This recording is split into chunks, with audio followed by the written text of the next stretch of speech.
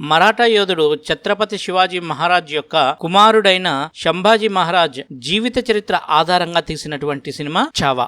ఎలాంటి ఎక్స్పెక్టేషన్స్ లేకుండా కేవలం ఒక్క భాషలో మాత్రమే రిలీజ్ చేశారు మేకర్స్. కేవలం 140 crores బడ్జెట్ లో తీసినటువంటి ఈ మూవీ దాదాపు 750 గ్రాస్ కలెక్షన్స్ కొలగొట్టి ఒక్కసారి బాలీవుడ్ బాక్సాఫీస్ ని షేక్ చేసింది.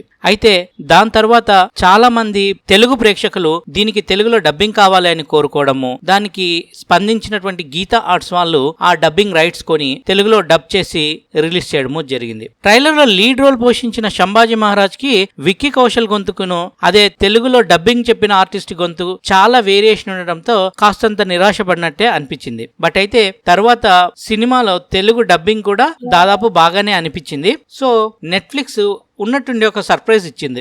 ఏప్రిల్ 11న హిందీలో ఓటీటీలో స్ట్రీమ్ చేయబోతున్నాము అని చెప్పినటువంటి నెట్ఫ్లిక్స్ వారు ఎలాంటి హడావుడి హంగామా ఎలాంటి ప్రకటన లేకుండా మే 12న తెలుగులో కూడా స్ట్రీమింగ్ మొదలుపెట్టారు. సో అప్పుడు మిస్ అయిన వాళ్ళు ఎవరైనా కూడా నెట్ఫ్లిక్స్ లో ఎయిదర్ హిందీ ఆర్ తెలుగులో చావాని చూడొచ్చు. ఖచ్చితంగా ప్రతి ఒక్కరు కూడా చూడాల్సిన మూవీ చావా.